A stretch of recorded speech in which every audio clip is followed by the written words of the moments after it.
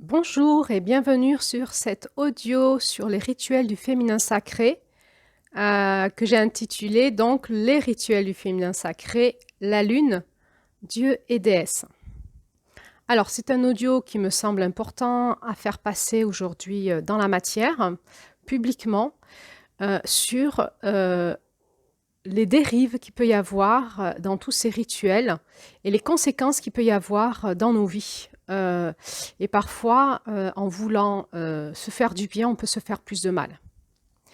Cet audio a pour vocation d'essayer de nous sortir de la confusion et de nous apaiser, de nous clarifier, de nous questionner et ainsi de nous ouvrir des pistes de recherche, de remise en question, de repositionnement.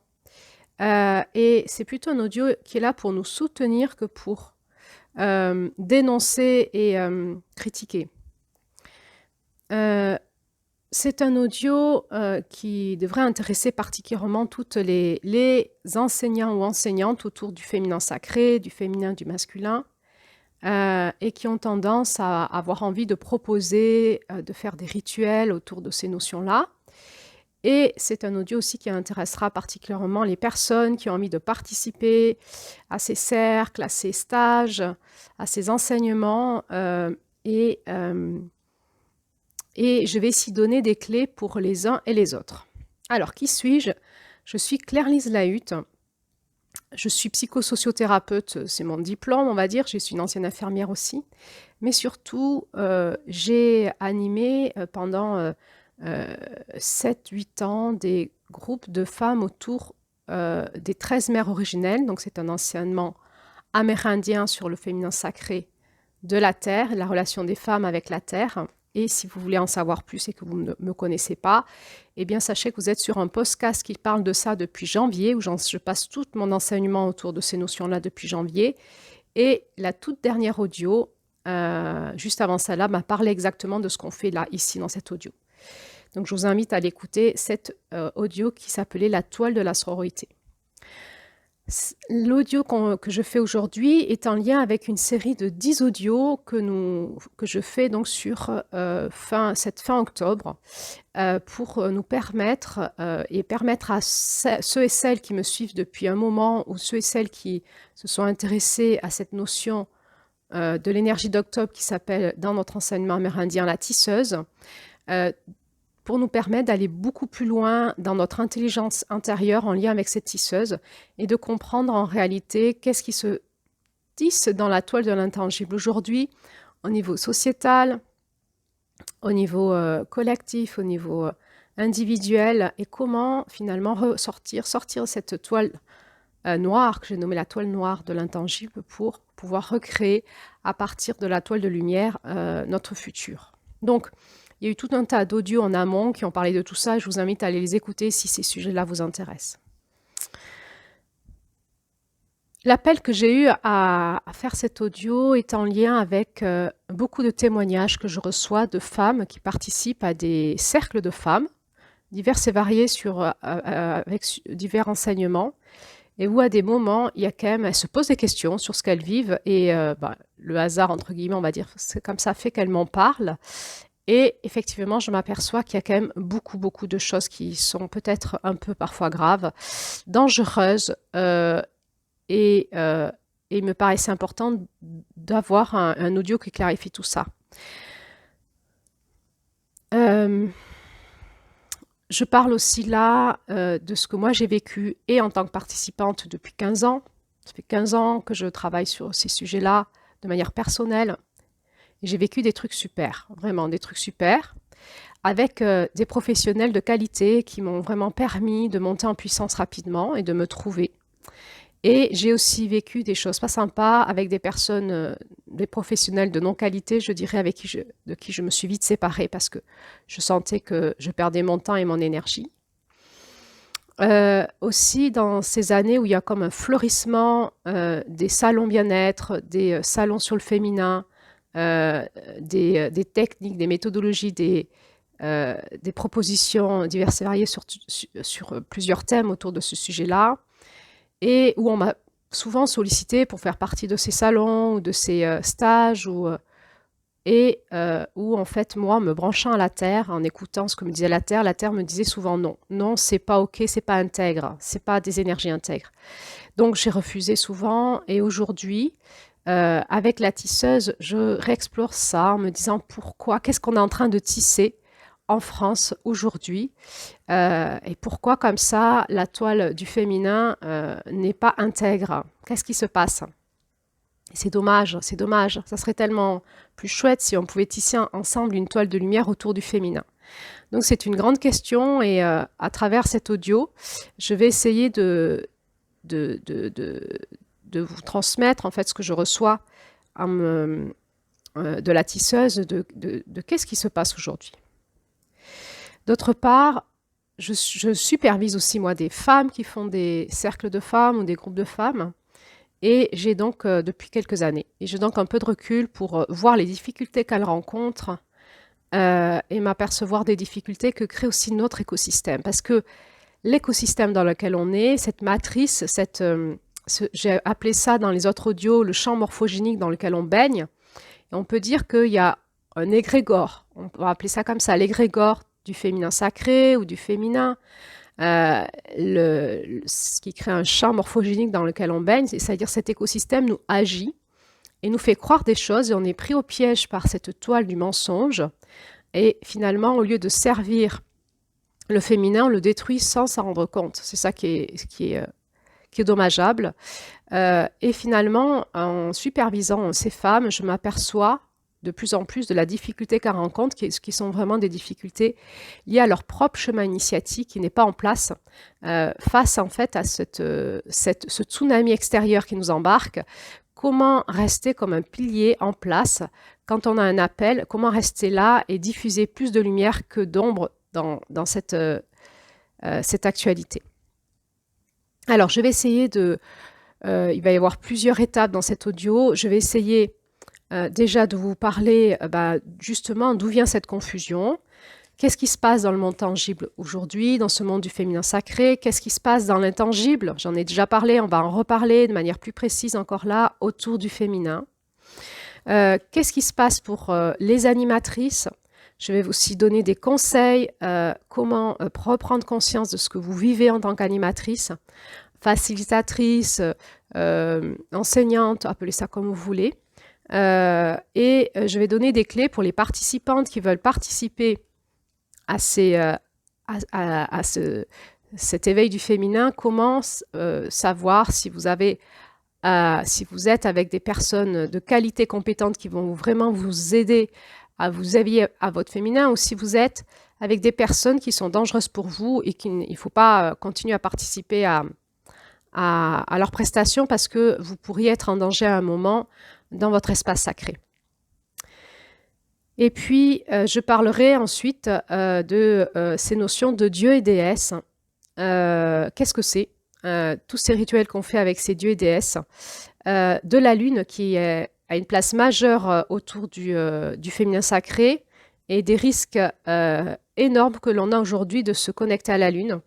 Je finirai par conclure sur tout ce qu'on se sera dit dans cet audio pour nous redonner des pistes à la fin, à suivre chacun où on en est, pour qu'on puisse sortir de la confusion et retrouver la paix intérieure dans cette clarification.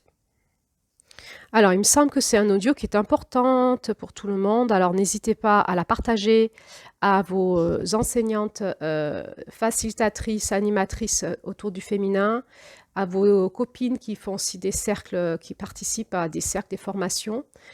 Sur vos réseaux sociaux, n'hésitez pas à la liker évidemment pour qu'elle soit référencée. Il me semble qu'aujourd'hui, la Terre appelle à ce qu'il y ait beaucoup plus de conscience sur ce que nous, les femmes, nous sommes en train de faire. Parce que comme nous l'avons vu dans les audios précédents, nous avons un rôle actuellement à jouer qui est d'une grande puissance. Et si nous le jouons de manière inversée, nous détruisons énormément. Et pour l'instant, il y a ces deux mouvements. Il y a vraiment des femmes qui sont en place et qui sont en train de faire monter l'énergie du féminin. Et Dieu sait qu'elles vivent des adversités, qu'elles sont très ancrées dans leur chemin initiatique et que ce n'est pas facile. Ce sont de vraies accoucheuses. Elles sont dans les douleurs de l'enfantement, de l'accouchement. Et dans cette puissance du féminin ancrée à la terre, elles sont dans ces fréquences de la guérisseuse du mois d'août, hein.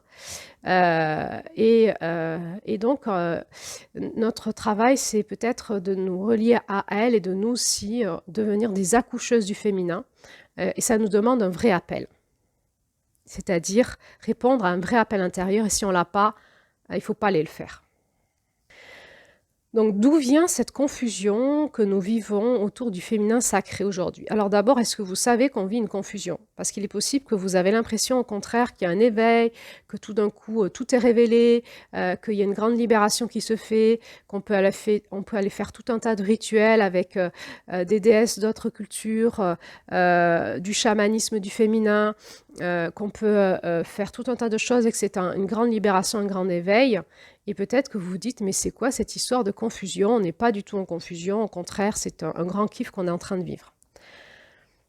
Dans ce cas-là, je vous invite vraiment à écouter cet audio parce que peut-être que vous ne vous rendez pas compte de ce qui se passe réellement dans le monde de l'intangible et de ce qui est en train de se tisser dans la matière actuellement.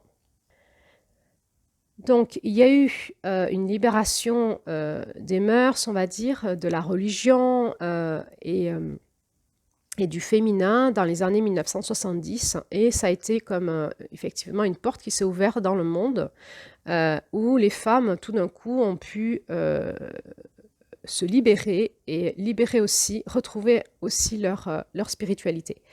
Petit à petit. Pourquoi? Pour nous, les femmes, il y a un vrai appel d'air, un vrai appel du cœur, de notre âme, de nos tripes, j'ai envie de dire, à retrouver une spiritualité féminine, comme d'ailleurs une sexualité féminine. Parce qu'on a été bridé par ce patriarcat, bien sûr, donc la religion, les dogmes, une spiritualité masculine, une sexualité masculine, une façon de faire masculine dans le couple, dans l'organisation de la société, et qu'à un moment, on n'en peut plus, en fait, on va mourir. Et d'autre part, nous avons réellement vécu un génocide en Europe et en France pendant 2 siècles, et il n'y a pas si longtemps que ça. Donc, je parle bien du génocide des sorcières. C'était il y a 2 siècles, à peu près, je crois 150 ans, il y a 2 siècles. Donc, c'était vraiment là, c'était hier, en termes d'évolution de l'humanité. Nous sommes encore porteuses de ce génocide. 2 siècles de génocide, je ne sais pas si vous vous rendez compte, 2 siècles, ce que c'est. C'est énorme. La brûlure qu'ont eu les femmes qui étaient femmes connectées à leur féminin et à leur spiritualité féminine. Nous avons reçu l'information que nous ne pouvons pas être femmes, sinon on nous brûle. On nous brûle sur le bûcher, on nous dénonce, nos amis nous dénoncent, on dit à nos enfants qu'on était des mauvaises femmes. Si ça vous intéresse, je vais vous mettre en lien sous cette vidéo un documentaire sur cette époque-là, qui pourra peut-être ouvrir votre esprit à ce qu'on a vécu vraiment. Donc, il y a eu quelque chose qui a été bridé en nous, interdit, et puis tout d'un coup, comme ça, grâce à ce qui s'est passé dans la société, et il y a une levée des mœurs, et tout d'un coup, on a eu le droit de retrouver notre spiritualité du féminin, et en même temps, il y a eu cette évolution technologique avec l'apparition tout d'un coup d'Internet, et cette énorme toile qui s'est tissée sur Internet, qui a été le partage de nos connaissances, de manière gratuite. Ça a été énorme. Et tout d'un coup, on a eu petit à petit accès à énormément de connaissances. Alors de connaissances en lien avec les spiritualités des autres cultures et sociétés. Donc ça nous a ouvert notre curiosité, notre soif d'en savoir plus et d'être nourris, parce que le féminin a été tellement asséché, lyophilisé, que quand tout d'un coup on se rebranche aux sources du féminin, on a tellement soif, tellement envie d'en savoir plus qu'on pourrait tout manger, tout ce qui nous passe sous la main, tellement on a besoin de se nourrir dans notre féminin. Et ainsi, il y a eu l'émergence de vraies femmes et hommes. Quand je dis vrai, ce n'est pas les femmes et hommes, c'est des personnes qui ont eu un vrai appel à ce moment-là de commencer à être comme des ambassadeurs en France d'autres cultures, comme le tantra, comme le chamanisme, et d'autres choses, et peut-être aussi des cultures un peu égyptiennes, mésopotamiennes et autres, et des personnes qui sont venues comme nous évangéliser, j'ai envie de dire, des autres cultures pour nous amener ce que le christianisme nous avait volé, nous avait détruit. Ces personnes ont eu une vraie fonction et un vrai appel. Ils ont été des précurseurs et ils se sont mis en route dans un monde qui appelait, mais où il n'y avait pas tous ces, actuellement, comme aujourd'hui, tous ces stages de partout. Ils étaient un petit peu seuls dans leur coin. Ils ont eu beaucoup de responsabilités. Il faut savoir que eux, ils n'ont pas reçu ça d'un stage à gauche à droite de 3 bouquins qu'ils ont lus. Ils ont reçu ça parce qu'ils sont partis en quête dans les autres pays. Ils ont vécu des vrais chemins initiatiques avec des vrais maîtres initiatiques de ces voies spirituelles. Ils sont venus en France ramener ça et ils ont été des vrais, quelque part, maîtres initiatiques pour certains des Français. Ces personnes qui ont suivi ces voies initiatiques avec ces maîtres-là, j'ai envie de dire, ont commencé à proposer eux aussi des stages et de fil en aiguille, avec toute cette explosion de stages, de lieux de séminaires et de stages où on laisse tous nos flyers, les magasins bio qui ont surgi, où on pouvait laisser nos cartes et nos flyers pour le monde alternatif et tout cet entre-soi qui s'est créé dans le monde alternatif avec une soif de se partager toutes ces connaissances qui venaient d'un peu partout du monde, eh bien, il y a eu comme ça tout un mouvement où rapidement, il y a eu une proposition de pratiques soit professionnelles, où on se faisait payer, soit de pratiques entre nous, de partage. Et c'est ce qui a créé le mouvement du New Age. Le mouvement du New Age, ça a été un égrégore qui s'est créé, où on s'est partagé des informations de tout un tas de spiritualités diverses et variées, avec des pratiques diverses et variées, sans qu'il y ait vraiment une voie spirituelle qui se soit constituée. Ça veut dire quoi une voie spirituelle? Une voie spirituelle, c'est qu'on suit une fréquence maître qui nous amène dans la maîtrise de cette vibration-là. Une fréquence maître, c'est une fréquence qui nous permet, dans l'univers, qui nous permet de monter nous-mêmes en fréquence, de réparer nos blessures en lien avec cette fréquence, pour pouvoir être porteur de cette fréquence dans le monde.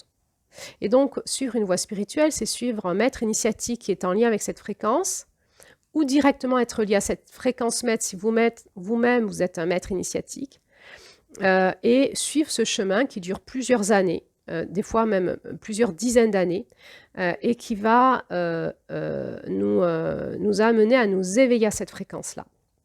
Donc, pourquoi, qu'est-ce que ça veut dire nous éveiller? Ça veut dire traverser nos adversités, déconstruire notre ego, retrouver notre soi, notre moi profond en lien avec cette fréquence, et suivre une voie spirituelle, initiatique. C'est un choix personnel, mais c'est aussi un engagement, parce que ça va aller bousculer notre intériorité, notre ego.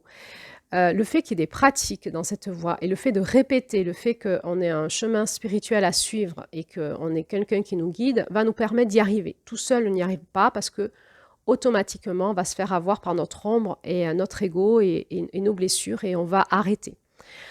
Là où le New Age a perdu, j'ai envie de te dire, a détruit cet élan, cet éveil qui avait soif, et l'a perdu, l'a amené dans un mensonge, c'est qu'on n'a proposé que du plaisir, que de la liberté.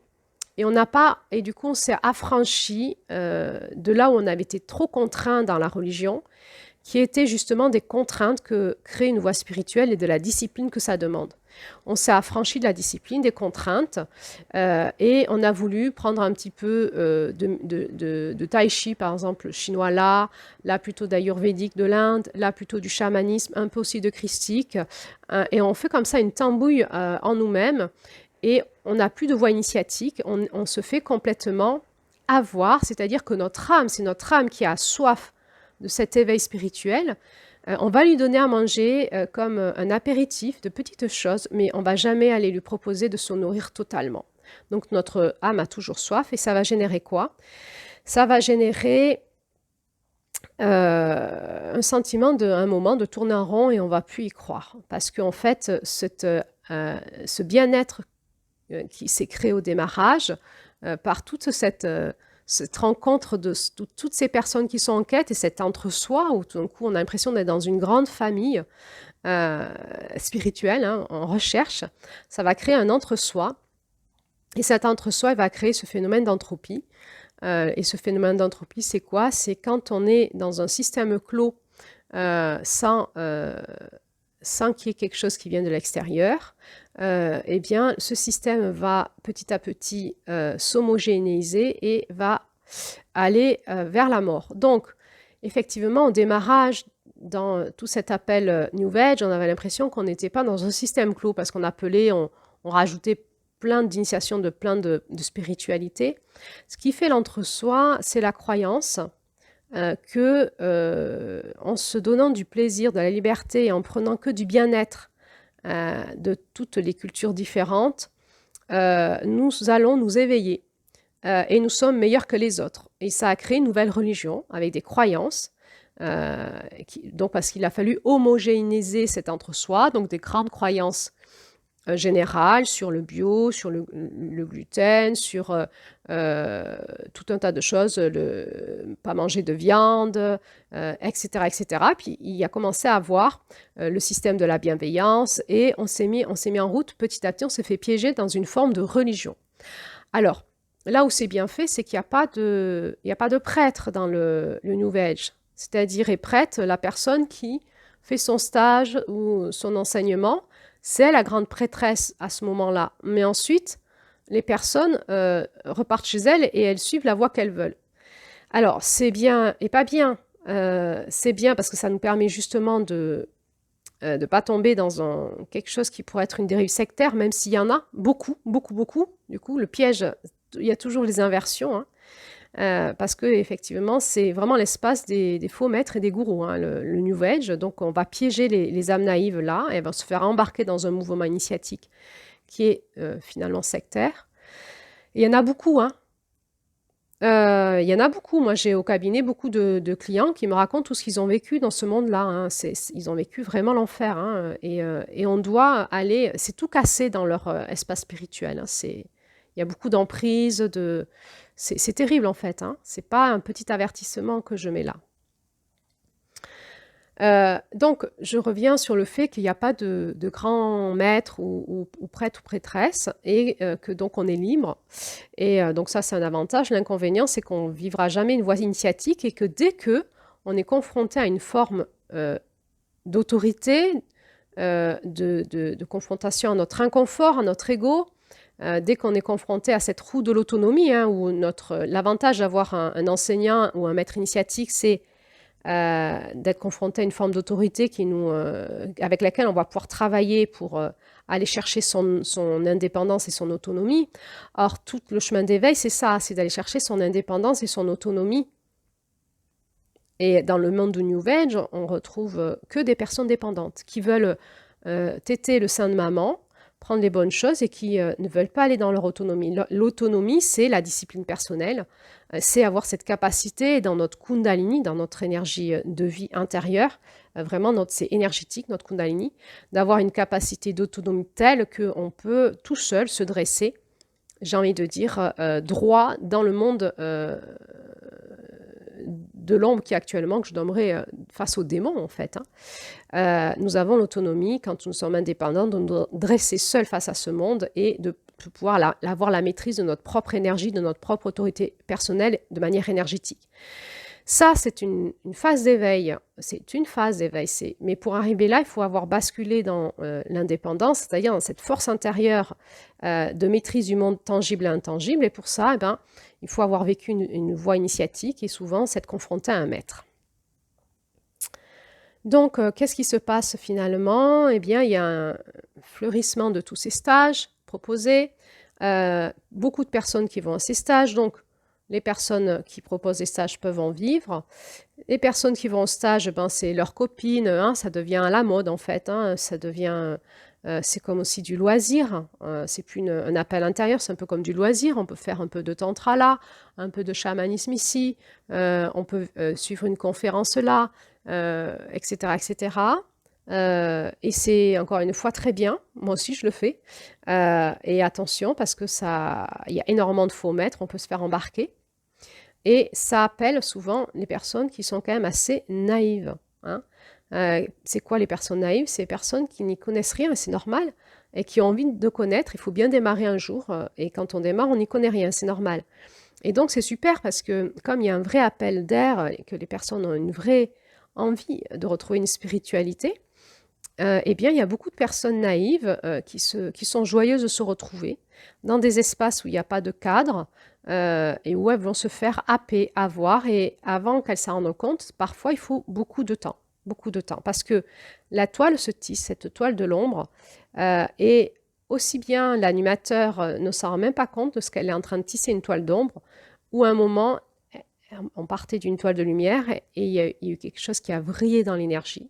Et la toile de lumière s'est transformée en toile d'ombre. Et le nombre de personnes qui nous disent j'ai vu mon maître initiatique vriller un jour et c'était plus le même. Et on vit ça aujourd'hui, beaucoup, beaucoup, beaucoup. Et ça crée des états de choc et quelque part une perte de foi et de confiance. Et puis, donc, il y a des personnes qui participent comme ça à des stages ou à des processus initiatiques et qui veulent après faire pareil. Bah, après tout, pourquoi? Moi, j'ai suivi un stage, je pourrais faire pareil, je pourrais enseigner les mêmes choses, je pourrais faire les mêmes pratiques. Il y a une différence à être responsable de pratiques et les vivre. Quand on les vit, on est vraiment sous la responsabilité de la personne qui est l'enseignant, qui est le maître initiatique. Alors, j'arrive pas à dire un autre mot parce qu'il me paraît très juste. Je sais qu'il n'est pas tout à fait apprécié chez certaines personnes, mais tant pis. Le maître initiatique, le maître, c'est celui qui maîtrise l'énergie et qui enseigne. Voilà, hein, qui maîtrise l'énergie, qui enseigne. Donc, c'est une posture dans la société, une fonction très particulière. Et quand qu'on vit un processus avec un maître initiatique ou qu'on vit une voie spirituelle avec un maître initiatique, il y a un monde, il y a un gouffre entre vous et le maître. Lui, il maîtrise, il a fait depuis des années, il a passé ses caps, et il a une maîtrise de l'énergie, et vous, bah, vous apprenez. Et c'est pas parce que vous avez vécu quelque chose avec quelqu'un que vous allez pouvoir proposer à des personnes de faire la même chose et que vous allez maîtriser l'énergie. Donc, il y a beaucoup de propositions de cercles ou de processus ou de stages avec des animateurs qui sont comme des bébés. Qu'est-ce qu'il fait le bébé? Eh bien, il copie son grand frère ou sa grande sœur ou son parent. Il copie, il fait semblant de faire pareil. Ça l'amuse et c'est chouette pour lui, se sent grand. Eh bien, il y a beaucoup, beaucoup d'enseignants ou d'animateurs ou de facilitateurs, comme on dit, qui sont vraiment dans un état de maturité spirituelle et de maîtrise du monde de l'intangible, comme des bébés, même pas des enfants, hein, des bébés. C'est-à-dire qu'ils n'ont aucune conscience du tout de qu'est-ce qui se passe dans l'intangible, comment c'est. Et il va y avoir des bébés qui amènent des bébés dans le monde de l'intangible, c'est du carnage. Ils vont droit au carnage. Et il y en a, hein. Il y en a, donc soyez vigilants à sentir vraiment quelle est l'autorité spirituelle qu'a votre facilitateur. L'autorité spirituelle, c'est pas du tout sur vous. On n'est pas dans du pouvoir sur vous. Et là, attention, on est sur de l'autorité à vous mettre dans un espace de sécurité et à faciliter pour vous, dans cet espace de sécurité énergétique, votre exploration personnelle. Et ça, on le sent. On sent quand la personne elle nous met en sécurité dans cet espace énergétique et quand la personne n'a pas les clés de la sécurité et où on est vraiment, finalement, profondément en insécurité dans cet espace énergétique. Alors, j'en suis toujours à dire d'où vient cette confusion. Eh bien, donc on avait vu Internet, l'explosion de ces stages, la naïveté à la fois des personnes qui animent ces stages et des personnes qui ont besoin d'avoir cette nourriture et qui se laissent facilement avoir par n'importe qui. Et dans le monde de l'intangible, on est dans une période particulière où il y a une augmentation dans l'intangible de l'ombre. Qu'est-ce que c'est que l'ombre? Ben, c'est cette lumière inversée. Et on en a parlé, je vous en ai parlé sur l'ombre du féminin d'octobre. Alors, je vous demande d'aller revoir cet audio parce que je ne vais pas tout repréciser ici. Il y a une augmentation de l'ombre énormissime actuellement depuis plusieurs années. Une accélération en puissance, c'est-à-dire que dès qu'on va dans le monde spirituel aujourd'hui, finalement, dès qu'on ouvre les portes à ce monde spirituel, dans l'intangible, on est face à des armées, j'ai envie de dire, démoniaques. Je le dis avec des mots comme ça, parce que tout le monde comprendra. Des armées d'entités inversées, et derrière ces entités inversées, ces entités d'opposition spirituelle. Alors elles peuvent être dans des fréquences énergétiques et vibratoires, donc dans des fréquences juste énergétiques ou dans des fréquences spirituelles. Et là, je vous renvoie sur tous les audios que j'ai faits au printemps sur ces sujets-là. Donc, je pars du principe que les personnes qui me suivent connaissent ces sujets-là, savent de quoi on parle, puisque j'en ai parlé déjà plusieurs fois ce printemps, cet été et encore cet automne. Donc, j'estime qu'on en est là à un niveau de maturité où on peut bien se comprendre et parler en toute liberté. Donc, il y a une montée de l'ombre. Ça veut dire quoi? Ça veut dire que quand on va faire des pratiques spirituelles, on va se prendre ces forces d'opposition en pleine poire tout de suite. Elles vont arriver. Et quand on a la maîtrise de l'énergie, on sait les gérer, on sait les dégager, on sait nettoyer, activer un espace de protection pour les personnes qui viennent nous faire confiance dans nos cercles ou dans nos pratiques. Et on va pouvoir faciliter cet espace de rencontre des personnes avec elles-mêmes et leur propre ombre pour qu'elles puissent faire leur propre réveil spirituel. Ça veut dire que plus on avance, plus en fait on va devoir gérer des forces d'opposition de plus en plus importantes dans l'intangible et qui sont de plus en plus fortes au niveau vibratoire et de plus en plus denses dans le monde de l'énergie. C'est-à-dire qu'on a besoin aujourd'hui d'avoir de plus en plus de maîtres initiatiques puissants qui maîtrisent cette énergie parce que ça demande énormément d'autorité personnelle dans notre Kundalini, dans notre énergie pour pouvoir gérer un groupe sur des pratiques spirituelles. Alors, comme il n'y en a pas beaucoup de ces personnes, de ces maîtres initiatiques, et oui, parce que il pourrait y en avoir beaucoup, mais l'ombre ne veut pas que ces personnes maîtrisent leur énergie, et donc cette toile se tisse pour happer, pour piéger, pour détruire ces personnes qui ont un appel spirituel, et leur empêcher dans leur maîtrise et leur puissance personnelle. Et donc, ce sont des personnes qui ont des vrais appels, mais qui font aucune pratique personnelle, qui n'ont pas de maître initiatique, qui ne vont pas se faire superviser, et qui, au lieu de s'éveiller à ces fréquences qui les appellent, à ces fréquences maîtres, vont rester dans la superficialité, vont se faire happer par l'ombre, et vont générer des ouvertures énergétiques dans leur groupe, des portails, et vont permettre à ces entités de s'engouffrer dans les champs énergétiques des personnes qui sont dans le groupe, et de se faire posséder. Donc, qu'est-ce qui se passe? C'est qu'on trouve finalement beaucoup, et quand je dis beaucoup, ce n'est pas une façon de dire, c'est vraiment vrai, de personnes qui sont des enseignants spirituels, qui sont des faux maîtres. Ça veut dire quoi? Ça veut dire qu'elles sont hackées, que leur âme s'est fait virer et qu'à la place, ils sont manipulés, pilotés par des entités de fausse lumière qui parlent à leur place. Et il y en a beaucoup, beaucoup, beaucoup. Beaucoup. Donc, soit ça se voit, parce qu'on voit l'ego spirituel qui s'amplifie, Vous savez, c'est l'histoire de la grenouille qui va exploser. On les voit, on les voit que plus ça va, plus leur ego s'amplifie, plus on voit qu'ils vont exploser bientôt, là. Ou alors, ça se voit pas du tout, et c'est vraiment des faux maîtres, avec vraiment une énergie comme ça de bienveillance. On avait vu ça en septembre, sur l'ombre de septembre, qui va prôner la bienveillance sur une énergie comme ça, qui semble être de lumière. Et quand on va voir derrière ce qu'il y a, c'est une parade. C'est le loup qui fait semblant d'être un agneau. Et quand on va voir derrière ce faux agneau, qu'est-ce qu'il y a? On voit qu'il y a un loup, un coyote, et ça nous demande énormément aujourd'hui de discernement sur qui nous parle, d'où la personne parle et qu'est-ce que ça me fait en moi. Et on en est là, c'est-à-dire qu'on est dans une grande confusion où à la fois on aurait besoin de nourriture spirituelle, on voudrait aussi en donner, mais d'où je parle et d'où parle celui qui me parle et de quoi je me nourris. Et c'est une période d'énorme confusion, donc, qui génère énormément de destruction dans tout un monde qui veut s'éveiller, qui s'autodétruit. C'est ce monde alternatif, ce monde New Age, ce monde alternatif, qui se dit éveillé, qui se dit être dans la conscience, et petit à petit se fait piéger par son propre ombre, qui s'acoquine avec les ombres spirituelles qui sont de plus en plus denses sur Terre et dans l'univers, autour de la Terre. et il va y avoir une augmentation de gens possédés qui prêchent des fausses lumières et ça génère de la vraie autodestruction. Donc les personnes qui vont enseigner sont eux-mêmes dans la confusion, pilotées, manipulées et ont beaucoup de difficultés de se remettre en question.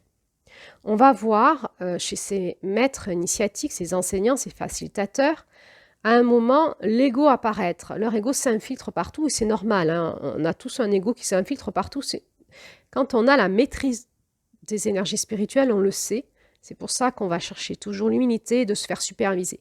On a besoin, quand on a une responsabilité au niveau spirituel, d'avoir à la fois un contre-pouvoir qui vient vérifier que de l'espace d'où on parle et d'où on se positionne et de nous aider à rectifier notre posture.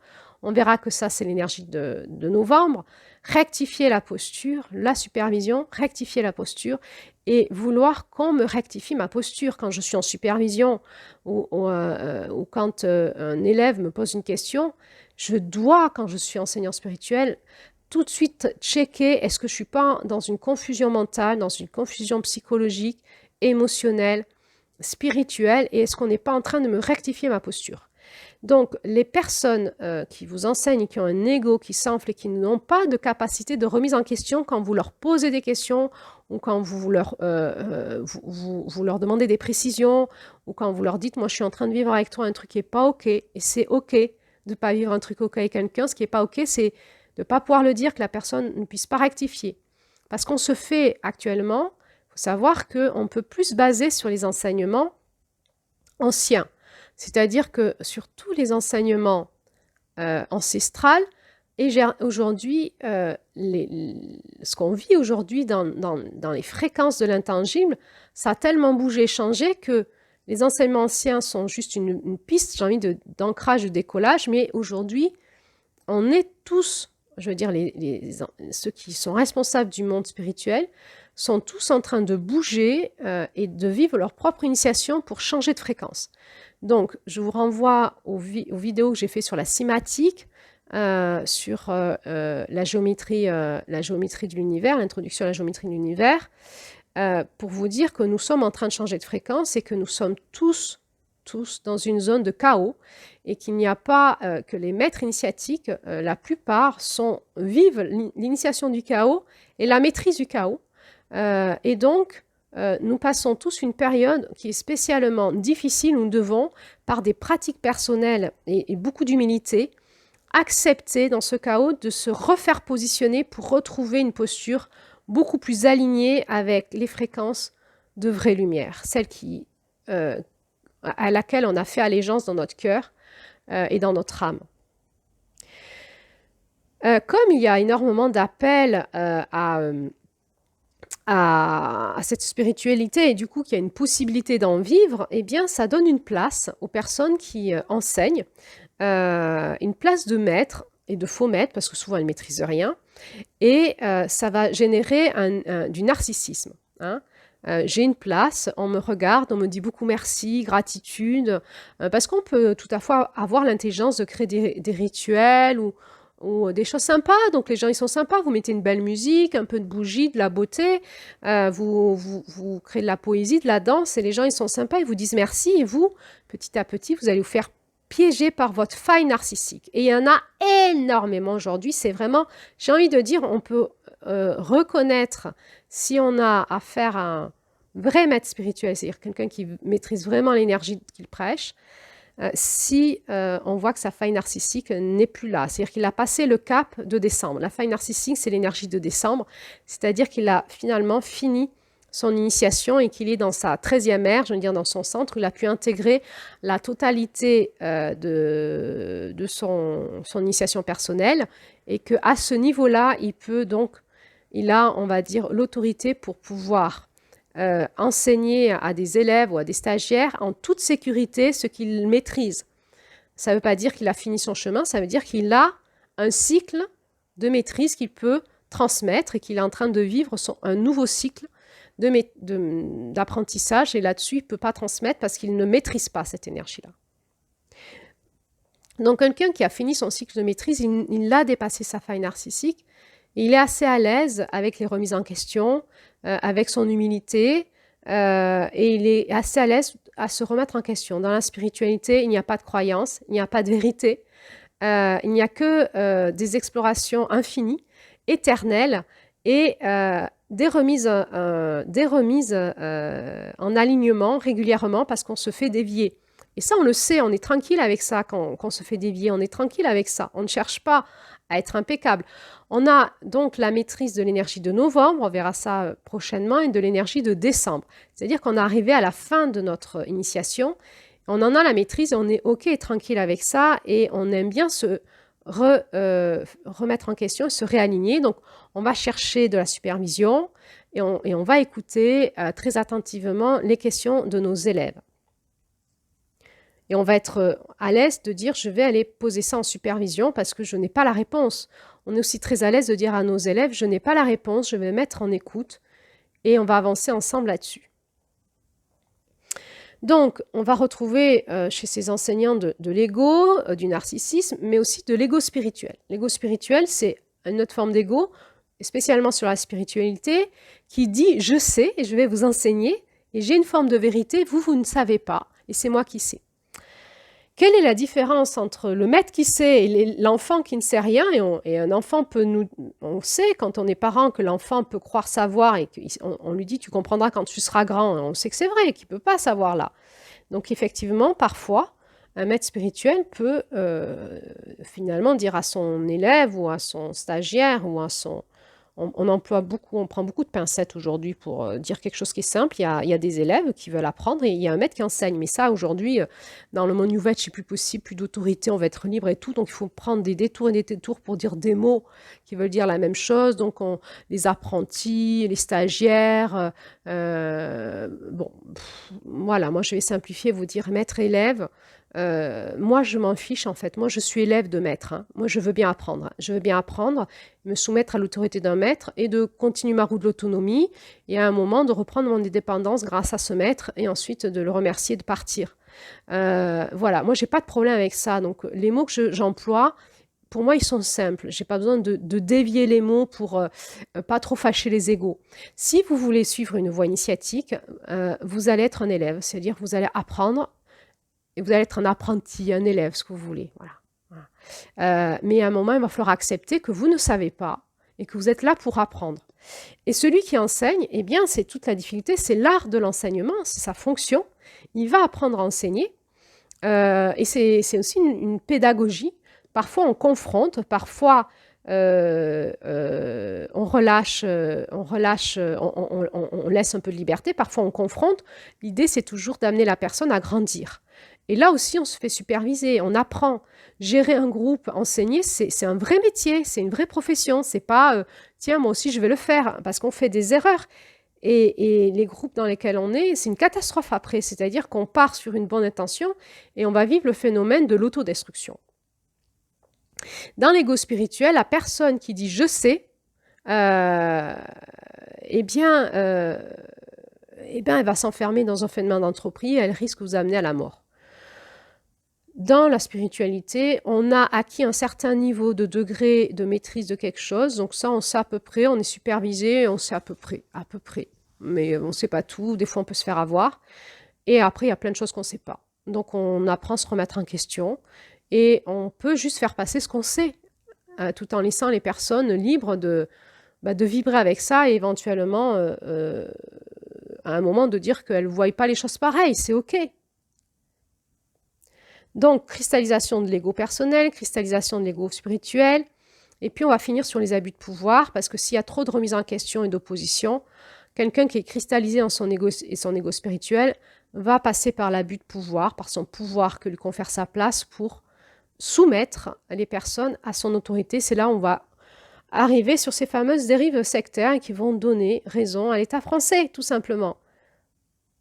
Le problème, c'est que l'État français, aujourd'hui, met des lois sur les dérives sectaires et qu'il a raison. Il ne le fait pas pour les bonnes raisons, mais il a raison parce qu'on est en pleine dérive sectaire de partout. Voilà, donc il faut remettre de l'ordre dans tout ça. Tout est vrai, c'est-à-dire, c'est le bazar, quoi. Et au niveau de l'État français et au niveau de ce monde New Age.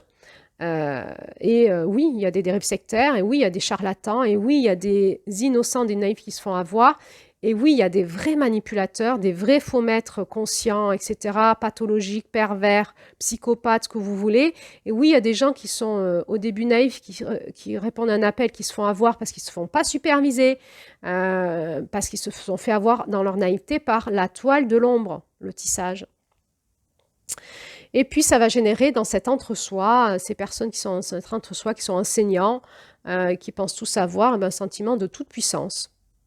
Et là, on n'est plus dans la spiritualité. Dans la spiritualité, on a vraiment un sentiment intérieur de petitesse devant la grandeur. La spiritualité nous met face à la grandeur éternelle, à la splendeur, et on est dans un état de grâce en permanence, d'écoute, d'humilité. Et on sait qu'on a de la puissance, mais qu'elle peut nous être enlevée n'importe quand. Donc on sait que cette puissance, c'est une grâce. Et on remercie beaucoup pour cette puissance qui nous est donnée à des moments, à certains moments, dans des soins ou dans des rituels. Et on sait que c'est aussi un temps, c'est une grâce et que ça vient sa part. Et on sait qu'en fait, on est juste un fil électrique, le transmetteur de quelque chose qui est bien plus grand que nous. Et on a cette puissance, elle ne vient pas de nous, en fait.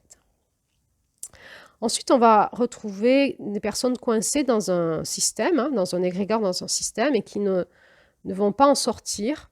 Donc, ce fameux entre-soi, et ce système qui est peut-être le monde alternatif, le monde New Age ou le monde alternatif.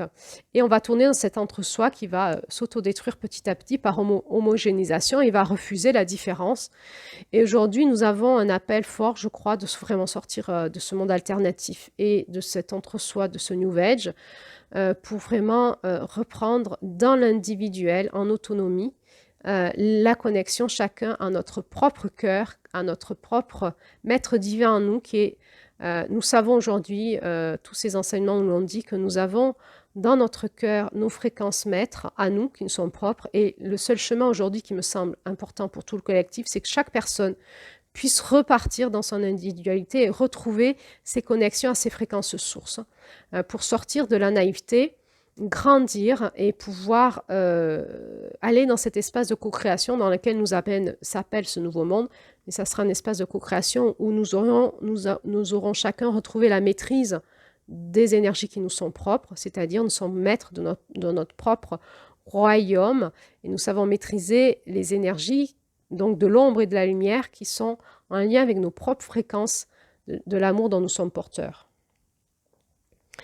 Et alors, j'en suis toujours à vous dire d'où vient cette confusion. Eh bien, dans cet entre-soi, il y a de plus en plus de personnes possédées parce qu'on ouvre des portails énergétiques tout le temps, chaque fois qu'on fait un rituel, qu'on médite pour la paix dans le monde, qu'on se croit quoi, on croit qu'on va faire monter l'amour, etc. On active les forces d'ombre, tout est une balance entre les forces d'opposition et de lumière. Et quand on ouvre des portails énergétiques, eh bien, la voracité de ces présences de l'ombre s'engouffre et on a de plus en plus de personnes possédées, prêchant une forme de vérité, qui font des soins, qui font des massages énergétiques. Alors vous êtes vous-même, vous êtes dans cette matrice difficile, collante, vous avez envie de vous faire un massage énergétique et vous repartez encore plus possédé. Moi, ça m'est arrivé. Après, il a fallu que je me dégage. J'ai senti les failles où ça passait dans certains soins. Et donc aujourd'hui, je suis vraiment frileuse d'aller faire des soins. Et donc comment je fais? Tout simplement, je prie. Et je demande à mes guidances de me montrer les personnes à qui je peux confier mon énergie en toute confiance. Voilà.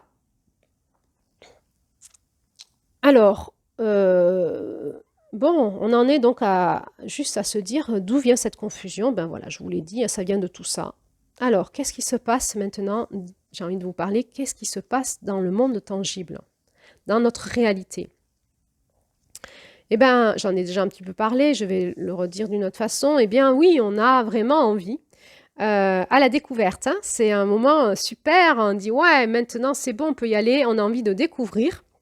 On veut sortir des religions, on a soif, on a cet appel, cette soif de notre âme qui dit, allez, on y va. On a plein de choses à découvrir. Et le piège qu'on a, c'est qu'on croit qu'on a plein de connaissances alors qu'il n'y a pas de connaissances, en fait. C'est pas parce qu'on vous parle, vous avez une conférence ou vous avez vécu un stage de 3-4 jours sur une spiritualité, par exemple, Par exemple, essénienne, c'est des choses qui sont à la mode, les Esséniens, le chamanisme, une spiritualité qui vient de l'Inde ou du taoïsme ou qui vient d'Égypte. C'est pas parce qu'on vous a expliqué ça en conférence, vous avez lu un livre, que vous avez la connaissance. C'est-à-dire que pour rentrer dans cette spiritualité, dans ces civilisations, c'est des années de transmission, d'expérience. Euh, et vous, c'est pas parce que vous avez une conférence de 5 jours que vous savez. Or, vous avez l'illusion de savoir et en fait, vous êtes en pleine méconnaissance. Donc, dans le tangible, la réalité, c'est qu'on a un appel d'air, on a l'impression de savoir, mais on ne sait rien. On a tout ce menu alléchant dans le monde New Age qui fait qu'on picore à gauche et à droite et on a l'impression de se nourrir. En plus, comme ça nous donne au début une sensation de bien-être, on ne supporte plus trop, effectivement, là, notre façon de vivre. Hein, ça va générer chez nous des transformations de façon de vivre dans notre alimentation, mais aussi on n'a plus envie de faire le travail qu'on fait dans ces configuration d'entreprise, finalement, on sent qu'on est dans une énergie toxique. Et comme on fait ces stages de bien-être dans une ambiance bienveillante, joyeuse, etc., on se dit, ben voilà, moi je vais arrêter de travailler et je vais faire une reconversion professionnelle. Et il y a eu des flopées de reconversion professionnelle de personnes qui ont voulu être des praticiens de bien-être. Donc, il y a des personnes qui ont eu des vrais appels de leur âme, aller là-dedans. Et là, c'est un vrai chemin initiatique pour être en place, un pilier dans cette confusion générale. Et c'est un vrai travail, c'est un vrai appel et c'est pas facile. Beaucoup d'adversité, il faut être courageux, il faut y aller, il faut être ancré, il faut répondre aux appels. Et souvent, on a l'impression que c'est la poisse qui nous tombe dessus parce que l'initiation, elle est difficile à ce moment-là pour qu'on puisse arriver à maîtriser notre énergie dans ce monde de vorace énergétique. Ou alors, on fait comme ça une formation de réflexologie, de sophrologie, de massage énergétique à gauche et à droite. Et il y a eu là aussi un appel où il y a énormément de formations de quelques jours ou de quelques semaines qui ont été proposées, sans suivi, sans supervision, de personnes qui vivent de ces formations. Donc, elles ne vont pas arrêter puisqu'elles en vivent. C'est leur espace, leur entre-soi, là. Et elles vous proposent des formations très courtes, pas très chères. Et puis, à la fin, vous vous retrouvez avec un diplôme qui vaut rien. Tout le monde a son diplôme, praticien de trucs, patricien de machin, fait par un professeur qui vaut rien non plus. On se croit légitime. On peut mettre une plaque aujourd'hui en France et dire je suis praticien de telle méthode. J'ai fait 3 jours de formation, j'ai fait une semaine, j'ai fait 1 an de formation sur en fait 5 week-ends dans l'année. Et ça me donne la légitimité d'être praticienne de cette méthode. Et donc finalement, je vais pouvoir en vivre. Et c'est vrai. C'est vrai que vous allez pouvoir en vivre. Pourquoi? Parce qu'actuellement, il y a un énorme appel et donc vous allez avoir des personnes qui vont venir vous voir. Alors des fois, il y en a qui n'arrivent pas à en vivre, hein, ça ne démarre pas. D'ailleurs, peut-être ceux qui n'arrivent pas à en vivre, ce sont les vrais. Ce que ça va générer, c'est dans cette soif d'éveil, c'est qu'il va y avoir une proposition énorme de personnes qui ne sont pas des vrais professionnels. Et donc, vous allez, si on reprend l'idée d'avoir soif, vous allez vous abreuver à des sources qui sont contaminées ou contaminantes et vous allez vous faire des gastros en permanence. Donc, quand on a soif et qu'on boit et qu'on se fait des gastros, c'est difficile. En fait, c'est un vrai métier. Alors, il est possible qu'il y ait un vrai appel à ce qu'il y ait des vrais métiers, des vraies personnes en place actuellement, parce que comme il y a un éveil, on le reverra, il y a une montée vibratoire de la Terre, on le reverra dans Tisser, une prochaine audio qui s'appelle « Retisser avec la toile de lumière ». Et je vous encourage à suivre ces audios jusqu'au bout, parce qu'il y a une intelligence, encore une fois, qui va nous amener à nous ramener plus de conscience et d'intelligence et nous dire, finalement, on en est où, chacun, et comment on va faire pour retisser cette toile de lumière. Donc, il est possible qu'il y ait un vrai appel actuellement de la Terre en disant il nous faut des travailleurs de lumière qui puissent dégager ces énergies, qui puissent organiser des espaces très protégés de ces énergies vampires pour permettre aux personnes de se rencontrer dans leur propre spiritualité, dans leur propre âme et finalement trouver leur lumière intérieure. Mais l'appel, il est bien aujourd'hui à ce que s'il y a une unité qui se cherche dans toutes ces différentes voies d'éveil spirituel, c'est bien qu'on retrouve notre lumière intérieure dans notre cœur. Donc c'est bien de ramener les personnes à se trouver elles-mêmes. D'accord. Donc, si on a ce vrai appel et qu'on sent qu'on a une reconversion professionnelle et qu'on doit être de ceux et celles qui sont dans ce monde spirituel et qui avons une place à prendre, eh bien, soit c'est parce qu'on est déjà dans une voie initiatique avec un maître spirituel et qu'on a des enseignements qui nous correspondent, qui nourrissent notre âme et on est vraiment en train de grandir, on est vraiment en train de passer nos passages initiatiques et du coup on a des espaces de supervision aussi, soit avec cette personne mais aussi avec d'autres personnes parce que la tisseuse va vous tisser votre toile initiatique et vous allez avoir un maître initiatique mais aussi d'autres personnes qui peuvent vous superviser, vous accompagner parce que la tisseuse elle tisse avec plusieurs axes de force pour vous amener à vous contenir dans une toile de lumière.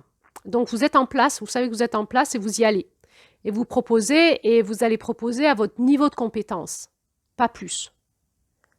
Soit vous êtes déjà directement relié à votre essence spirituelle et à vos fréquences maîtres et vous sentez qu'on vous dit tu y vas là maintenant, c'est maintenant, vous êtes en train de faire ce saut quantique ou changer de fréquence et on vous dit tu y vas et vous savez que vous savez faire.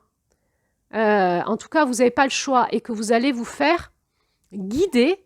Vous savez que vous rentrez dans une zone d'adversité, c'est-à-dire que dès que vous allez rentrer dans vos fréquences maîtres publiquement et proposer qu'on vous paye pour ça, vous allez attirer à vous les forces d'opposition qui vous correspondent. Et là, vous allez chercher de la supervision pour vous aider.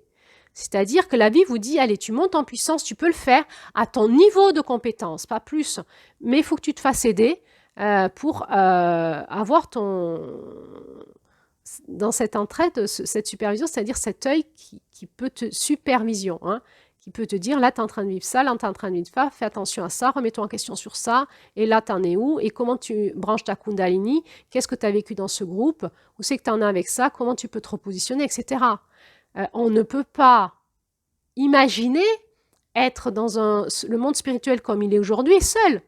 C'est une aberration. On a besoin énormément de s'entourer dans cette co-création, j'ai envie de dire, pour s'entraider, parce qu'on est actuellement dans un espace de guerre spirituelle.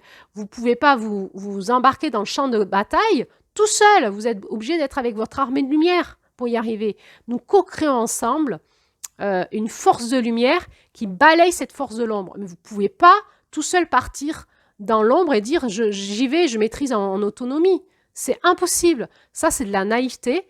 Et si jamais vous faites ça, c'est soit que vous démarrez, vous allez vous faire avoir et que vous entendez cet audio et que vous allez rectifier votre posture et c'est OK, on apprend de ses erreurs.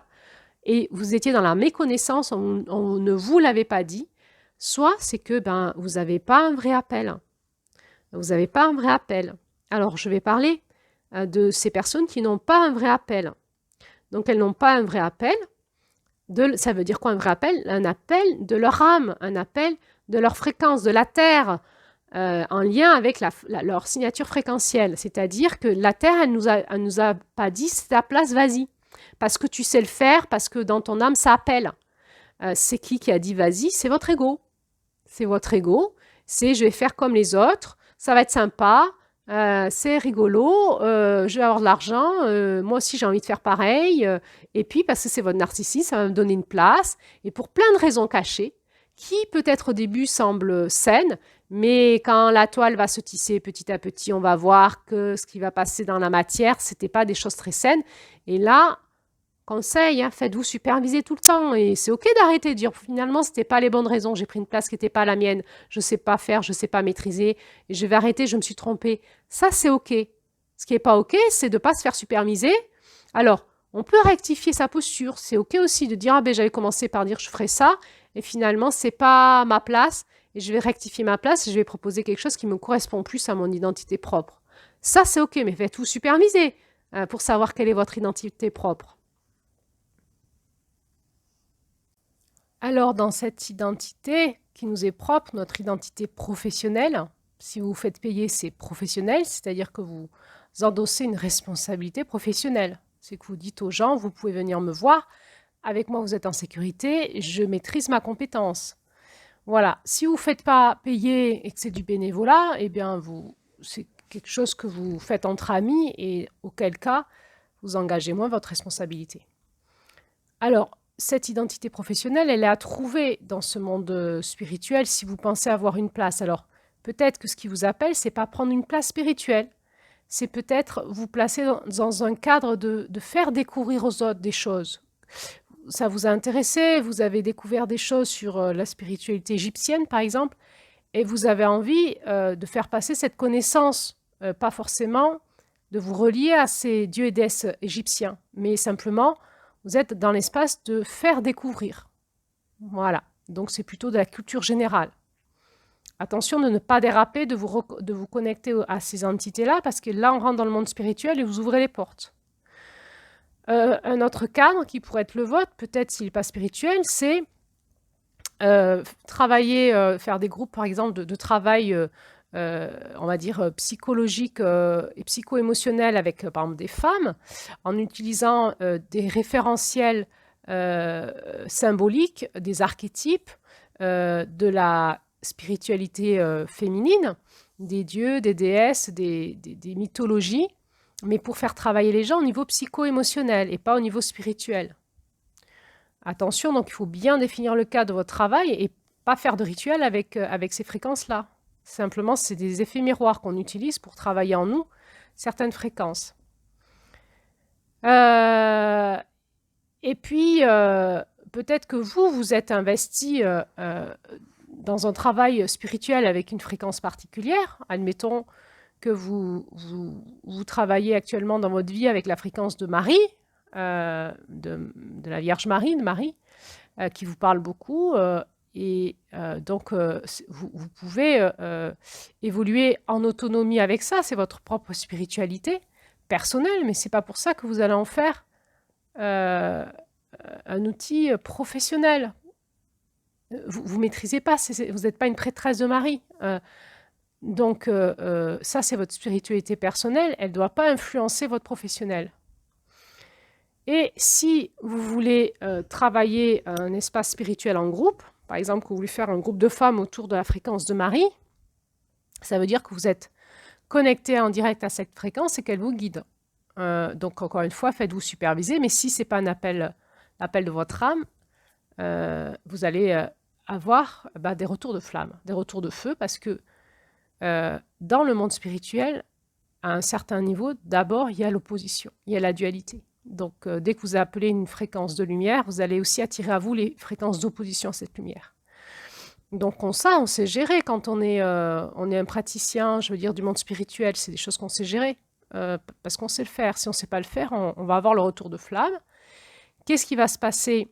Il va y avoir une activation d'insécurité dans le groupe, donc des jeux de rôle dans le groupe, systémique, etc. Donc, si vous n'êtes pas supervisé sur comment fonctionne un groupe, parce que vous pouvez avoir l'appel de créer un groupe, mais si vous ne savez pas comment fonctionne l'intelligence collective d'un groupe, ça va mal se passer pour vous. Donc, faites-vous superviser sur la gestion d'un groupe, tout simplement, même si ce n'est pas spirituel. Si vous vous faites payer, parce que sinon, ça va mal se passer dans le groupe pour l'un ou l'autre. Il y a l'un où c'est des histoires de place, de symptômes dans le groupe, d'effets miroirs, de transferts, de contre-transferts, de plein de choses. Et animer un groupe, c'est un métier. C'est un métier. Moi, je l'ai appris. Ça fait partie de ma profession, animatrice de groupe. Je suis thérapeute de groupe. Ça s'apprend. C'est pas venu comme ça. Je l'ai appris. J'ai fait des études pour ça. Je suis supervisée pour ça. Donc, comme ça, dire, tiens, je fais un groupe de femmes, si c'est rémunéré, si c'est professionnel, faites-vous superviser. Si vous avez une responsabilité de pouvoir mener ce groupe à bien jusqu'au bout.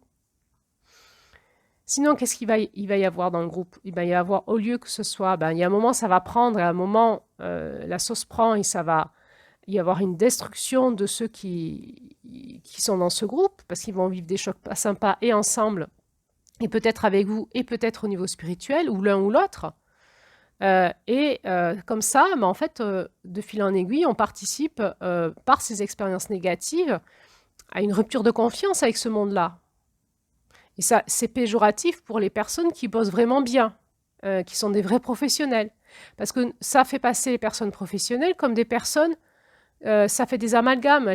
Elles aussi, elles font partie de ce monde un peu new age, pourri, de la spiritualité féminine ou du féminin sacré ou je sais pas quoi. Et comme j'ai déjà vécu des trucs pas sympas, ben, tout le monde dans le même sac, c'est pas vrai. Et même au niveau du gouvernement, ça fait passer les vrais professionnels pour des charlatans. Et c'est péjoratif pour les personnes qui sont en recherche, mais aussi pour tout l'écosystème. Ça ça lève la crédibilité, j'arrive pas à le dire, des vrais professionnels. Et ça, c'est dramatique. On est en train de vivre ça actuellement. Ça donne de l'eau au moulin de l'État français qui chasse les dérives sectaires. Encore une fois, je le dis à juste titre, de mon point de vue, et pas à juste titre parce qu'eux aussi, c'est la même chose, j'ai envie de dire. C'est pas pour les bonnes raisons. Mais on est vraiment dans un monde confusionnel aujourd'hui qui mérite un grand coup de balai et un grand éclaircissement de ce qui se passe en fait. Donc on a vu d'où venait cette confusion. Là, on vient de voir qu'est-ce qui se passe dans le tangible avec cet appel, cette envie de spiritualité. Et c'est très bien, et c'est très très bien. On passe une très belle période. Mais qu'est-ce qui se passe dans l'intangible, du coup, quand il y a un appel d'air spirituel et qu'il n'y a plus de, j'ai envie de dire, de prêtres et prêtresses pour gérer ça, de professionnels de la spiritualité, des vrais, des chamans, des druides, appelez ça comme vous voulez, des pasteurs, des curés, ce que vous voulez. Les professionnels, ceux qui sont censés pouvoir gérer, être dans cette fonction spirituelle, qui sont les initiés. Alors, encore une fois, oui, il y a une dérive sur ces professions et on ne fait plus confiance à la religion, etc. Ok, ça ne veut pas dire que ça veut pas dire que cette profession n'existe pas. C'est-à-dire que c'est une place dans la société. Il y a certaines personnes qui sont appelées à être des gardiens spirituels du monde. Et quand on a l'appel, on l'apprend. Et on ne peut pas faire autrement. C'est notre âme, c'est la terre qui appelle et on le fait. Parce que c'est comme ça nous dépasse. Mais il faut qu'on puisse après s'initier. Il faut qu'on puisse avance dans les sociétés anciennes.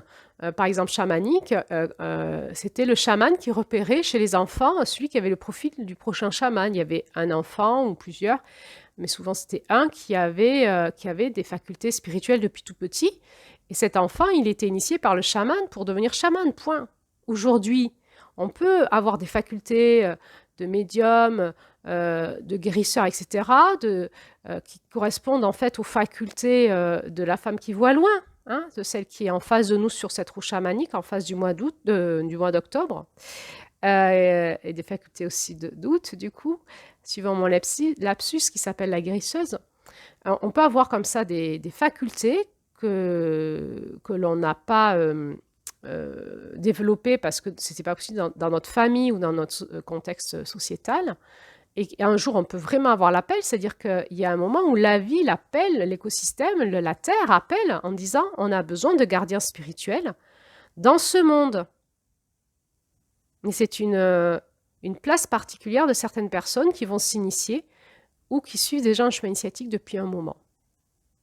Alors, qu'est-ce qui se passe dans l'intangible maintenant, c'est-à-dire dans l'espace vibratoire? Donc, cette audio, elle n'est pas faite pour le commun des mortels qui n'est pas initié, qui ne sait pas qu'il y a un monde intangible. Là, on est en train de parler de la toile, qu'est-ce qui se tisse sur la toile vibratoire énergétique, en lien avec ce monde spirituel. Et je parle bien aux gens qui ont conscience et qui sont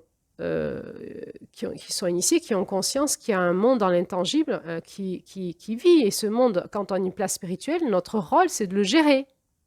C'est de gérer ce monde-là. C'est de sécuriser l'avancée, on va dire, des âmes dans ce monde du tangible et de l'intangible. Donc on doit savoir gérer le monde intangible. On ne peut pas proposer des animations spirituelles, c'est-à-dire tout simplement faire des rituels, etc., si on ne sait pas gérer le monde intangible. C'est une aberration. Il y en a combien aujourd'hui qui ne savent pas faire et qui proposent des rituels? C'est une aberration.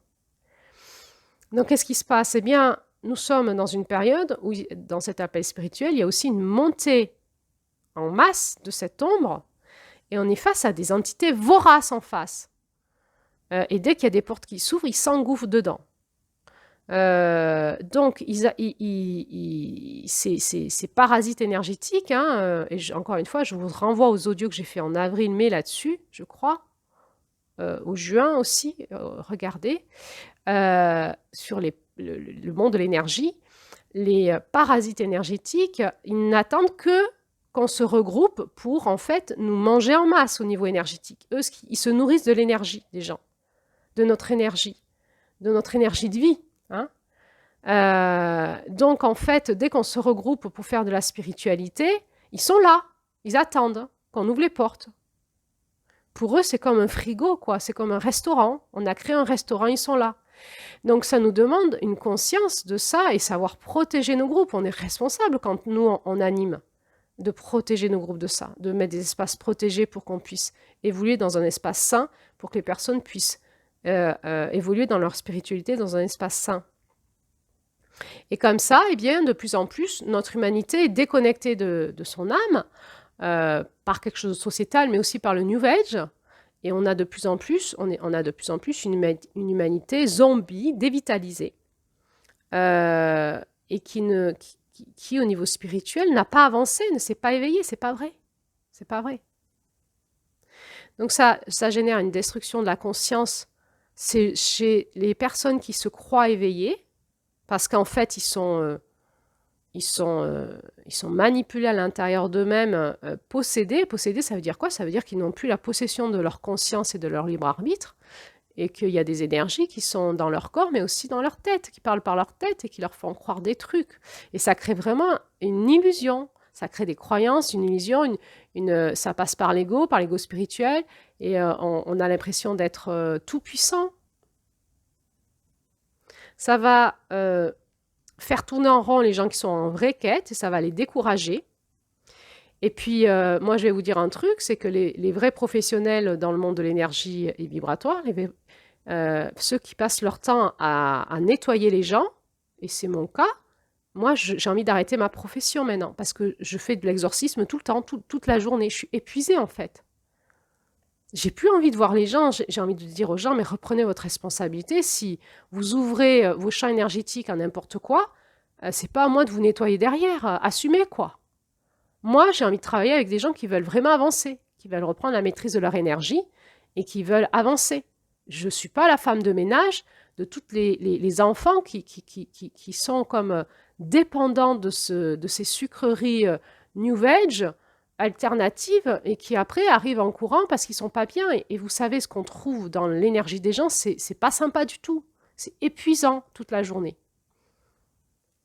On est dans l'énergétique, sur cette toile sombre, noire, dont je vous ai parlé dans l'ombre du féminin de la tisseuse Octobre. On est vraiment dans l'énergie du carnage. Ça démarre bien, ça se finit très mal. Et au niveau spirituel, on le voit énormément. Voilà, donc je vais vous faire la suite, une audio, ça sera la suite. On va couper en deux cet audio-là, où je vais vous parler maintenant. Si vous avez vraiment l'appel, comment faire? Et si vous avez l'appel d'animer ou l'appel d'être participante, quels sont les repères que vous pouvez avoir pour, dans ce monde-là, cheminer le plus en sécurité possible? Et dans cette deuxième audio, je vais aussi revenir sur qu'est-ce qu'un dieu, une déesse, la lune au centre de ce féminin sacré, et pourquoi il faut savoir ce qu'on fait, parce que là, c'est extrêmement dangereux d'utiliser la lune actuellement. Voilà, donc je vous donne rendez-vous sur cette deuxième audio qui est la suite de cette première audio qui s'appelle « Le rituel du féminin sacré, la lune, dieu et déesse ». À tout de suite pour la suite.